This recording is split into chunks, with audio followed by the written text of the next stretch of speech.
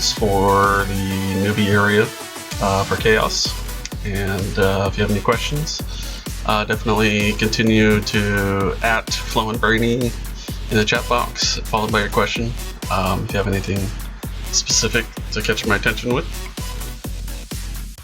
And yeah, let's keep her going.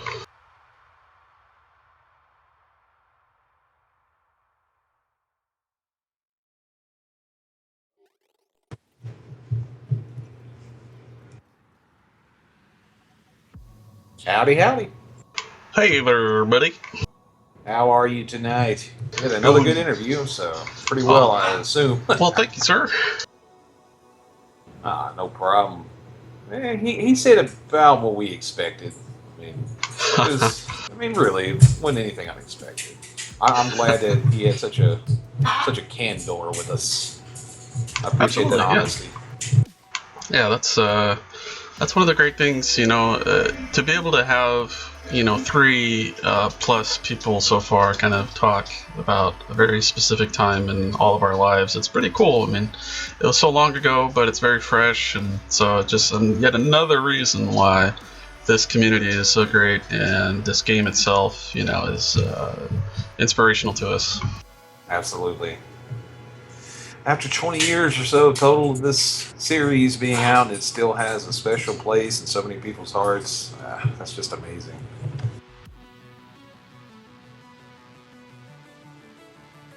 So I believe we had a question right at the end there that we couldn't get to. I apologize.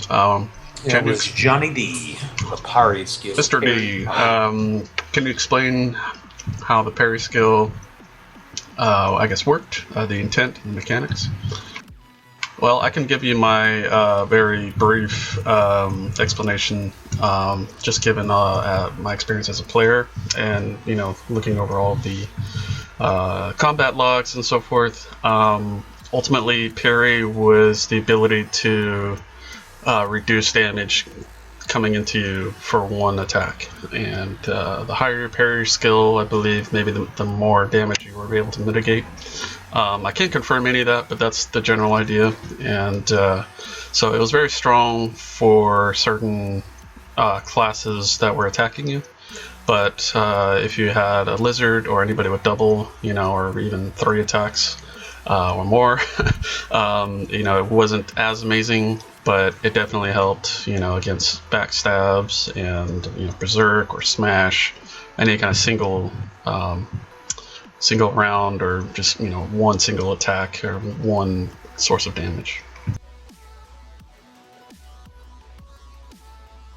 Yeah, and some classes just benefited so great from it, like zombies.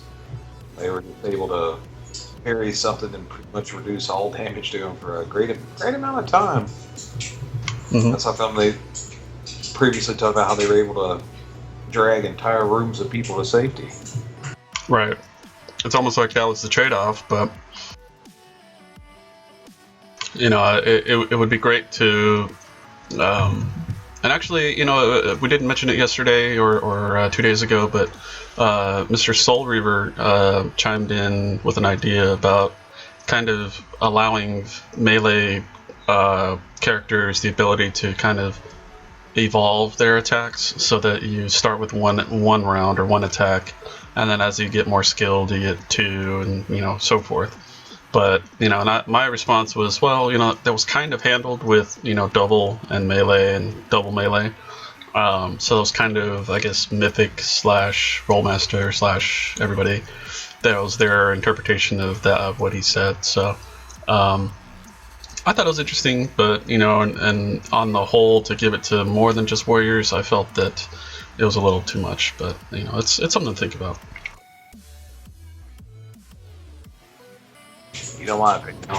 Anything that gets away from the cookie cutter builds, games like WoW, I'm all for. So, I don't see a problem necessarily with classes who shouldn't really have a skill being able to train in that skill. They're just not going to be that great at it, but why not let them be able to do it? I don't really see that big of an issue on my end. Well, Johnny, that's a good point, but paladins, if we want to, it's always good to start from the beginning and just kind of look at, okay, what are the basic ideas? And paladin, is basically less, supposedly, it's a hybrid, it's a less strong warrior class that was basically given half of the priest or cleric abilities. So in the original, I guess if you want to go back to tabletop, and just kind of move forward from there, like, the original version of Paladin was a little different than what it ended up being in DFC. So in a way, they did have spells and the ability to do spell damage with their pets. And we have various logs of conversations between Studs, for example, who was trying to stick up for Paladins when it came time to get rid of either their pets or their self-shields. So, that's a very specific example of Paladins. And, their defense was really high. And once they got high enough, their damage got really high. And their pets were supposedly one of the strongest in the game. I think maybe defensively. So, in a sense, with all of that in mind, they technically were spellcasters, but they were more of a hybrid, maybe leaning more towards the physical. So, putting direct on weapons is if that's what you're referring to, but if not, I'll say it anyway. Putting direct on weapons is an awesome thing, is an awesome mechanic, and but I think giving them direct and paladin specific weapons, it's a little iffy, and it all depends on if we feel for whatever reason that pets should not be given to paladins, which in a sense, if we go the classic route, yeah, they don't really deserve pets. So do you make them better at healing? What do you do? So I think that's something that when we get to a finalized version with all of each of the class types in, so that there's a little bit of a difference between paladins and lizards and skeletons and so forth, then we'll really be getting into the kind of the, I guess, pre-closed alpha or closed beta testing, where we'll just be crunching numbers and kind of figuring out, okay, what's the best approach. Obviously in development, we have to make these decisions and we have to put a lot of thought into it. So that's just one example of what we'll do.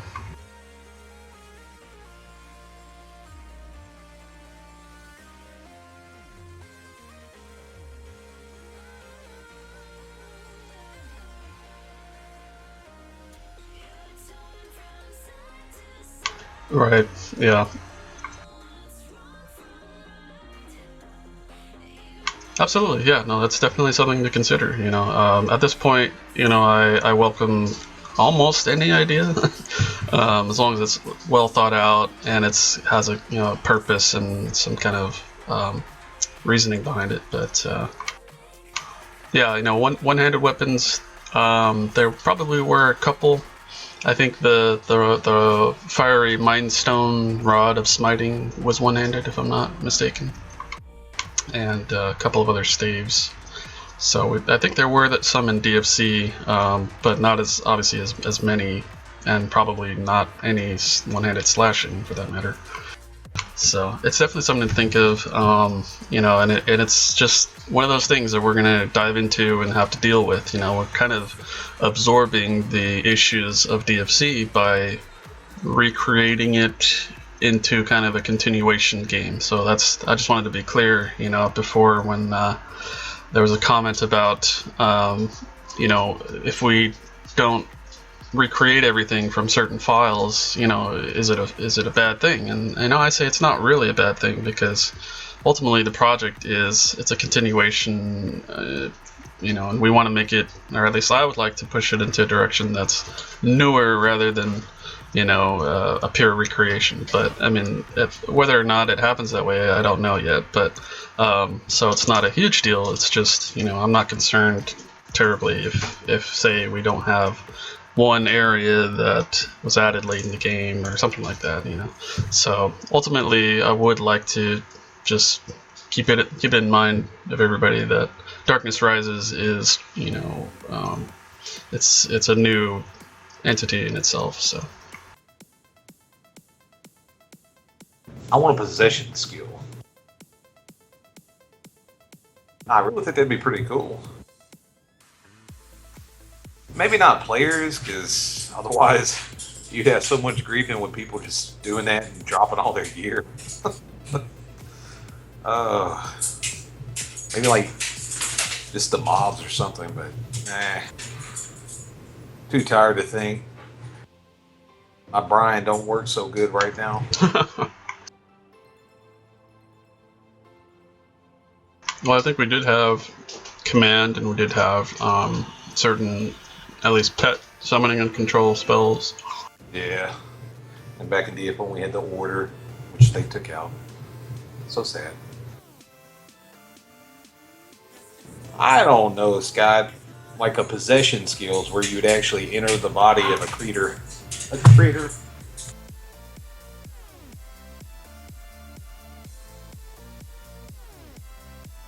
So probably not charm. That sounds different.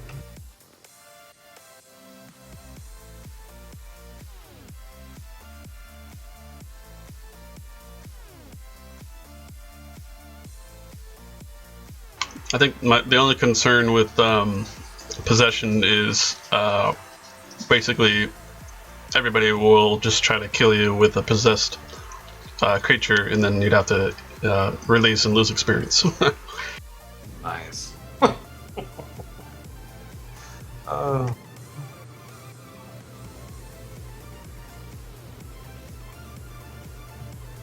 Going off on their own roommates.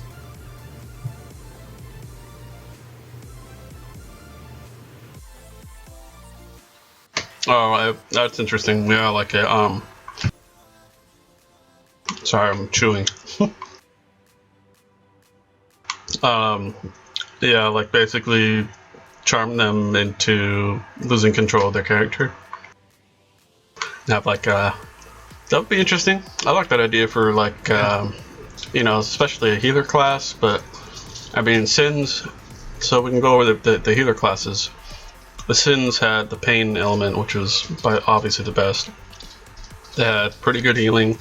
They had tremendous hide and sneak, and a pretty good weapon skill if they trained it. And let's just say that. Orcs were pretty, well-rounded. They had ridiculous defense and damage mitigation, hide and sneak as well, and pretty good arsenal of spells. They're pretty strong.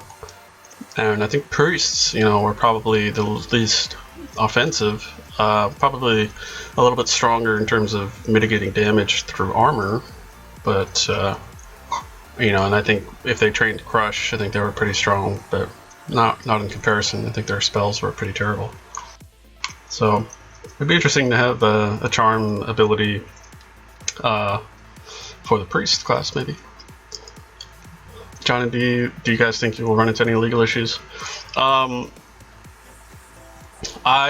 opinion is that we don't think that it is, going to happen.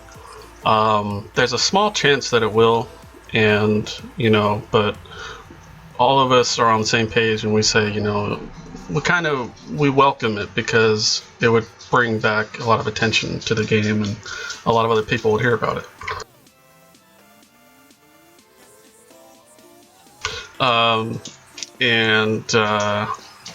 So currently the way it works is I'm streaming on Twitch and you guys are donating, which is amazing, but the thing is that's going towards new licensed essentially copyright material that we own, or that we own the license to, and that we can put into Darkness Rises, which is completely separate from any of the stuff. However, there's the rest of the art. So once we get to that point, we'll have a fundraiser or whatever it is that we end up going for to help replace the rest of the UI. And that's kind of our goal, is to slowly replace it diligently and make it look nice. And